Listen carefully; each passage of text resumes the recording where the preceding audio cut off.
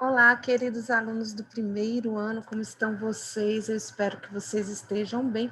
E a gente vai começar a nossa aula de hoje, continuando o assunto que a gente viu nas aulas passadas. A gente está vendo arte cristã oficial, que é a arte realizada durante a Idade Média na Europa.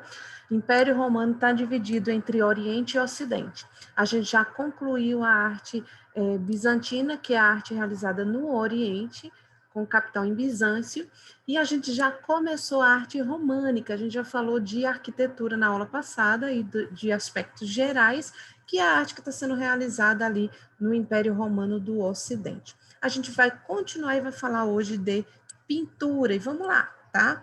Anotem, porque isso não tem lugar nenhum, assim, pode ter na área de história, tá bom?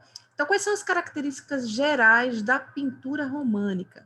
Primeira coisa, a gente tem os temas bíblicos e os temas religiosos, tá? Então, essa é a primeira coisa, porque é uma arte que está sendo realizada para as igrejas. A gente tem o colorismo, né, que é uma aplicação de cores puras, né? Você vai ver cores muito puras, fortes, sem meio tom, sem degradê, sem cor suave, tá? E principalmente sem preocupação com o jogo de luz e sombra. Você ainda vê aqui um brilho, né, um certo brilho, dando a entender que tem luz e sombra, mas ela não tem a intenção de fazer a pintura ter volume, apresentar aspectos físicos como se fosse meio 3D, como a pintura realista fazia, tá? Eles não têm essa ideia. Tem uma deformação também, a pintura é meio deformada para poder transmitir os sentimentos religiosos. Por exemplo, a mão que abençoa, ela é maior, os olhos que veem você fazendo coisa errada, eles são grandes, né? A cabeça e as mãos geralmente são maiores. Tem a questão da frontalidade, sempre de frente. Um personagem mais importante, ele é sempre retratado maior do que os demais. Por exemplo, se tiver Jesus e os discípulos, Jesus vai ser sempre maior, né? Então, tem essa coisa.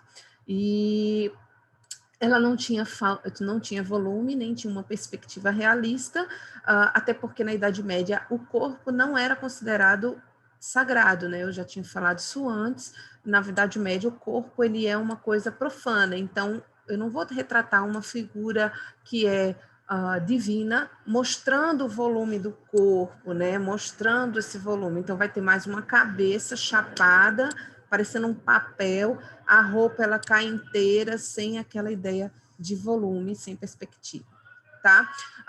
As principais técnicas que eram utilizadas, tá? A primeira delas... Então, como era feito o afresco? Era uma tinta feita a fresco. O que é isso? Você fazia a parede e a parede ainda estava úmida, então estava naquele processo do gesso ainda secar. Ele estava molhado, estava fresco, e aí o artista vinha e ia pintando à medida que ele estava molhado ainda. Quando a parede secava, aquela pintura já fazia parte da parede. É diferente você pintar sobre a parede já seca. Por quê? Porque podia acontecer qualquer umidade, qualquer problema que tivesse, a pintura ia descascar, até mesmo pelo tipo de tinta que se usava na época. Então, a pintura era feita diretamente na parede molhada ainda, quando ela secava, ela adquiria as cores mais fortes, e aí ela fazia parte da própria parede. E isso fez com que ela se preservasse durante muito tempo. Tá? É uma técnica que foi utilizada há bastante tempo, inclusive no Renascimento, quer dizer, bem depois da Idade Média, a Idade Média tinha acabado já, então Michelangelo pintou a Capela Sistina com essa técnica de afresco, então ela foi muito utilizada durante bastante tempo. As iluminuras também são onde aparece mais a pintura, né, nesse período. Ela vai aparecer depois também na Era Gótica, que é o final da Idade Média, mas ela acontece muito aqui no período românico, no Ocidente. Tá? No Oriente, enquanto o pessoal estava focado ali nos mosaicos, né, nas pinturas de oratórios e tudo mais, e os ícones, as iluminuras estavam rolando aqui também nos livros medievais. Então, o que acontecia? Eles produziam os livros à mão, eles eram escritos apenas por monges, tá? Porque a população em geral ela não sabia ler. A população não tinha como ler um livro. Então, os livros, a Bíblia e outros livros eclesiásticos, religiosos, eles eram produzidos apenas nos monastérios para o próprio clero, que era quem sabia ler.